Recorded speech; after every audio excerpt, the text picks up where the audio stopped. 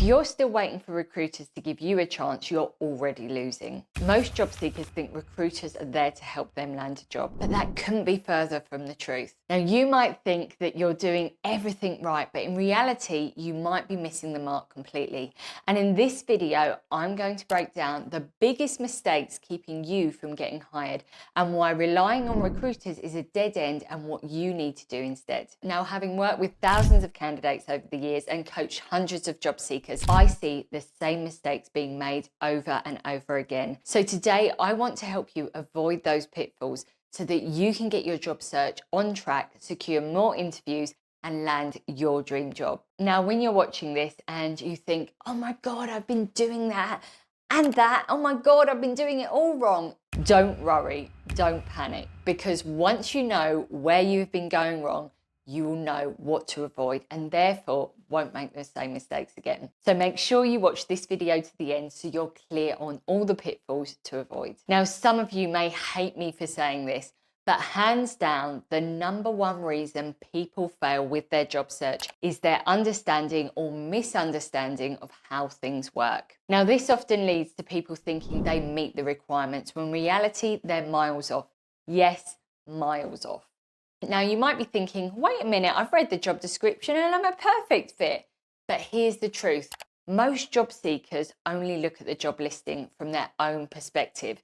They focus on what they want, what they have done, and how they think that they are a match for the role, without really digging into what the employer is asking for. And then there's the role of the recruiter.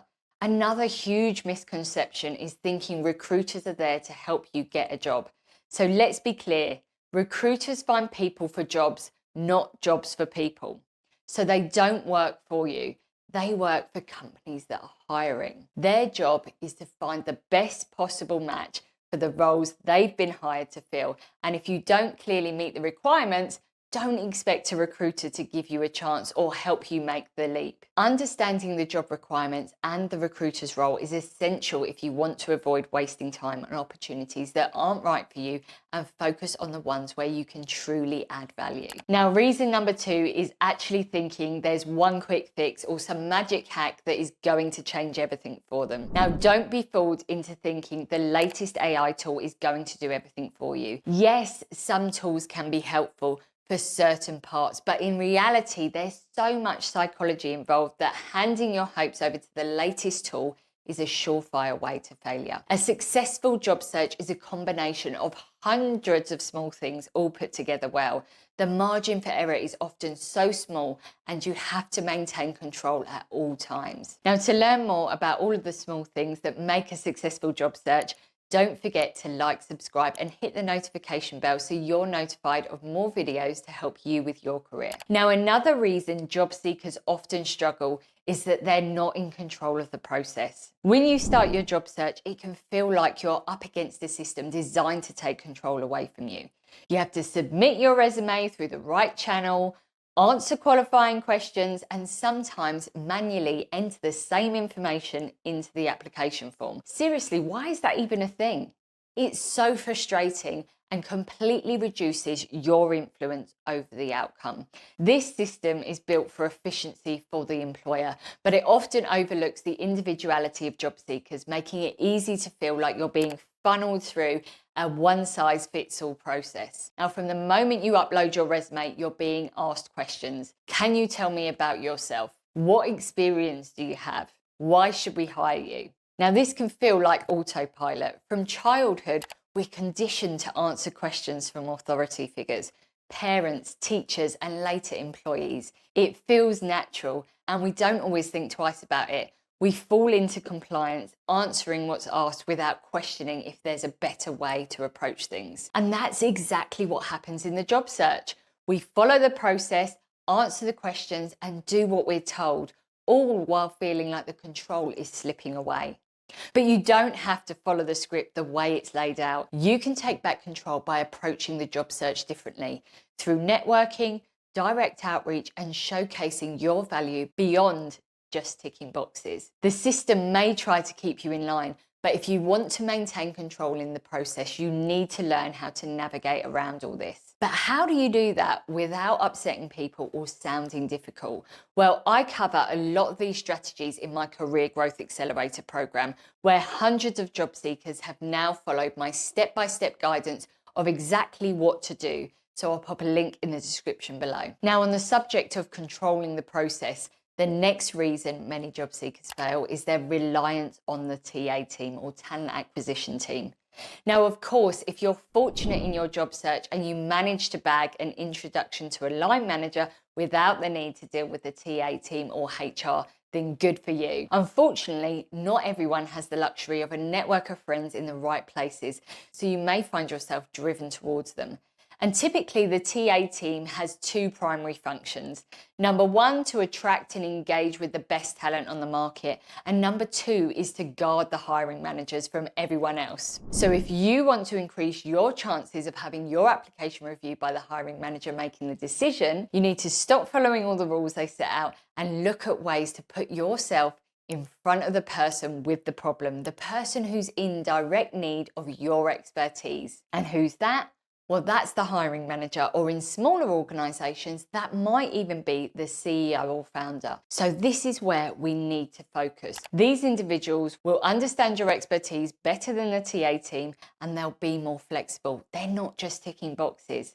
And most importantly, they will make the decision about hiring. That's why they're sometimes protected, because they make decisions. Now, to understand in greater depth how you can bypass the TA team, you can check out my videos about how to contact the hiring managers directly and my 3-sentence cover letter video, which details how to trigger a favourable response. But for now, I can give you this top tip. If you're trying to get through to the senior decision makers, ask yourself, what do these people sound like? Think about it for a second. How do they sound when they interact with other people? Do they love a chit chat by the water cooler, or are they somewhat blunt at times? From my experience, they're short, sharp, clipped, direct, busy. Of course, they can have fun when the time is right, but they've got a lot on their plate and they're serious people. So if you're trying to get hold of somebody at that level, you need to think about that with your approach. Your outreach needs to be short, sharp, direct, and needs to quickly highlight what's in it for them. Now, whether you're going through the TA team, applying online, or reaching out to hiring managers directly, your resume title matters.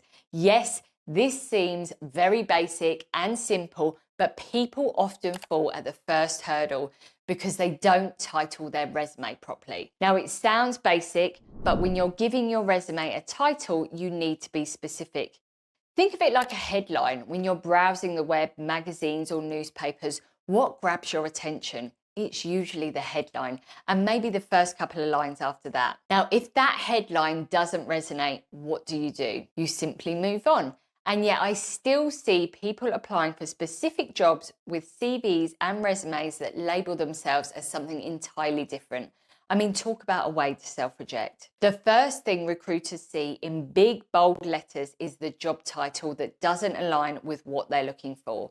Imagine this. You've locked yourself outside of your house and you need an emergency locksmith. You wouldn't be looking for a doctor, an electrician, or anyone that's not labelled as a locksmith, right? So you can see how titling your resume incorrectly can be a big problem. The title on your resume needs to match the job you're applying for. But what if you don't have experience in that exact position? What if you haven't worked in that role before? Well, that's a topic for another video, but for now, let's make sure you've got the title locked in correctly. Now, moving on to the next reason people fail, which is very closely linked, and that's simply not understanding or not using the job description as a cheat sheet. Now, when a job advert includes a job description, they're quite literally telling you what they want you to put on your resume. You just need to know where to look and need to understand the difference between the actual requirements and the nice to have. So what do I mean? Well, most job descriptions are ridiculously long, boring, and quite frankly, I can't blame people for just hitting the easy apply button. But if you scroll to the bottom and skip to the good bit, you will typically find a list of hard skills and requirements you need to try and demonstrate. Now, all you then need to do is ensure that you highlight all of these points on your resume. Simple, right? Okay, sometimes it's not always simple, and that's why I've put together my program to take the guesswork out of things like this. If you need help with this, make sure you take a look at my program in the description below. Now, the next reason is a tough one, and it might sting a little. We're talking about a superiority complex. The way you perceive yourself and your potential employer can make or break your success in the job search. Look, job hunting isn't about begging or convincing someone to give you a chance. It's about skillfully navigating the process with confidence, knowing your purpose and understanding the value you bring to the table. But here's the problem. Too many applicants genuinely believe that their potential employer, whether it's a manager, director, or CEO, is somehow above them. And that's just not true. After working with thousands of job seekers across different industries and countries, I've noticed a clear pattern. If I give job seekers two lists, one with titles like director, VP, CEO, and president, and another with HR, talent acquisition, or manager of people and culture, which list do you think most people gravitate towards? Yep. Most people choose the HR or talent acquisition team. Why? Well, on the surface, they'll say it's because those roles are more accessible or because it's their job to handle recruitment. And sure, people in non-decision making roles are easier to reach. But if we're honest, the real reason is that when job seekers see titles like director, VP, or CEO, there's that quiet voice in their head that whispers, what could you possibly say to someone at that level? It's not always a fear of rejection. It's often a fear of looking out of place or feeling like an imposter. They think this person knows more than I do. What if I say something wrong? And that fear is what holds people back. Instead of aiming high, they go for what's comfortable. They start with HR or TA because it feels safer. Then the excuses roll in. They're hard to get hold of. They won't even bother to look at my resume. They don't get involved in the hiring at this stage. But at the root of it, the truth is this. Deep down, many job seekers believe those higher up are better than them. And they're not. So I want you to take this away. Your employer, your boss, your CEO is never more than your equal, even on your worst day. Now, reason 8, talking about yourself. Now, this one might seem strange to a lot of you because, well, you're looking for a job and you're the one that needs to show what you can do. But most job seekers get this wrong because that's all they do. They reach out to strangers and they talk about themselves. And when I say it like that, that makes more sense. Now, do you think that's a good strategy? When I worked as a recruiter, I lost count of the messages I'd receive from people I didn't know talking about things that had nothing to do with me. They'd barely say hello and just launch into their life story. Hi Lucy, my name is X and I'm from Y. I've been working for ABC company and I'm looking for help getting into Z. I'm hoping you can help. I've tried this, I've tried that. I see you're a recruiter and wondered if you could take a look at my resume and let me know what you think. Now, this is actually fairly polite. Others would tell me about how bad recruiters are and how frustrated they are. But all I'd ever think was, but who are you? You wouldn't walk up to a stranger at a conference and launch into your life story. Of course not, because that would be crazy. So I'm not sure why people think it's okay via LinkedIn or via an email. Instead, you want to talk about how you can help them. Not only that, but you've got to express it in the right way. You need to figure out what the person you're approaching is frustrated with or what they're trying to achieve and then talk about that. That way they can relate to it. And if you presented yourself as a solution, there's a good chance you'll get the response that you're after. But let's move on now to when you've got the attention you want and where else people tend to fail in their job search. Now, this one I talk about often, and it's your LinkedIn profile or lack of it. Essentially, you have a poor online presence. Now, having a weak or non-existent online presence in today's job market can lead to you being overlooked. Employers are not just looking at your resume, they're looking at your LinkedIn profile, your social media, and how you show up online.